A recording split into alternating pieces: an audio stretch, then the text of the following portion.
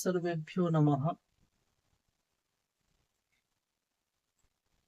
આ વિડીયોમાં આપણે વાત કરવાના છીએ કે ભગવાન પાસે આપણે શા માટે ન માગવું જોઈએ।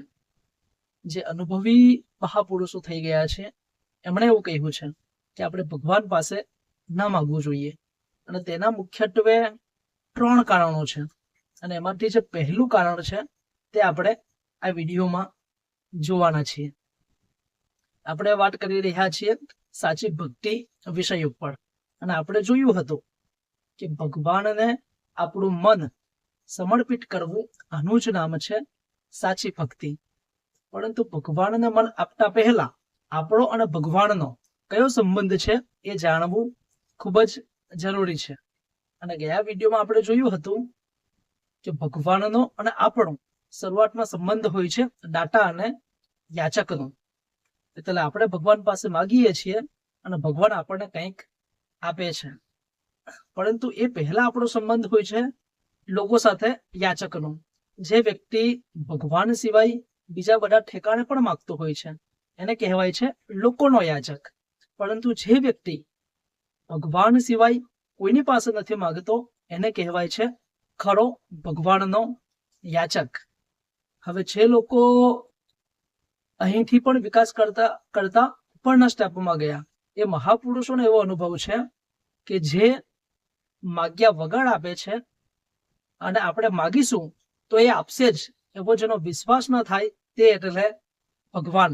એટલે ભગવાન આવા છે, એટલા માટે મહાપુરુષો એવું કહે છે કે ભગવાન પાસે ન માગવું જોઈએ। સૌથી નીચેના સ્તરમાં હોય છે જે લોકો પાસે માગે છે, પછી એનાથી ઉપરના સ્તરમાં હોય છે કે જે વ્યક્તિ ભગવાન સિવાય કોઈની પાસે નથી માંગતો। પરંતુ મહાપુરુષો આનાથી પણ ઉપર ગયા, એમણે તો એવું કહ્યું કે ભગવાન તારી પાસે પણ હું માગીશ નહીં। અને એનું પહેલું કારણ એમણે એવું કહ્યું કે ભગવાને વગર માગીએ આપણને ઘણું બધું આપ્યું છે। આપણો આ જે અમૂલ્ય દેહ છે, જે ખજાનો છે, જે કરોડો રૂપિયાનો ખજાનો છે, એ ભગવાને વગર માગીએ આપણને આપ્યો છે। આપણે ભગવાન પાસે હાથ માગ્યા ન હતા, પગ માગ્યા ન હતા, આપણી આંખો માગી ન હતી, આ બોડીમાં જેટલા પણ ઓર્ગન છે એ બધાને આપણે માંગણી કરી હતી નહીં, છતાં પણ આપણને વગર માગીએ મળ્યું છે।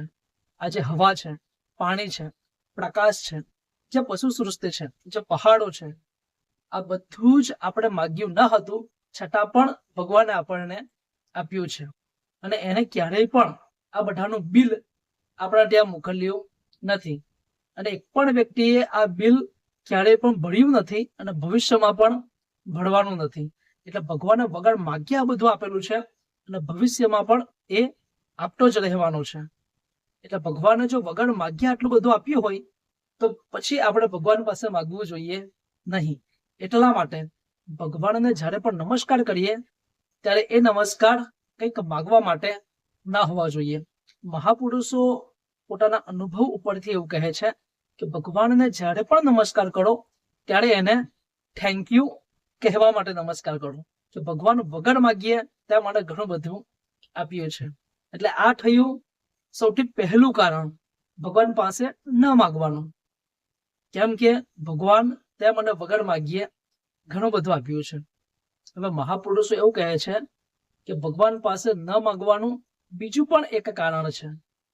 હવે આ કારણ કયું છે એ આપણે આવતા વિડીયોમાં જોઈશું। અસ્તુ।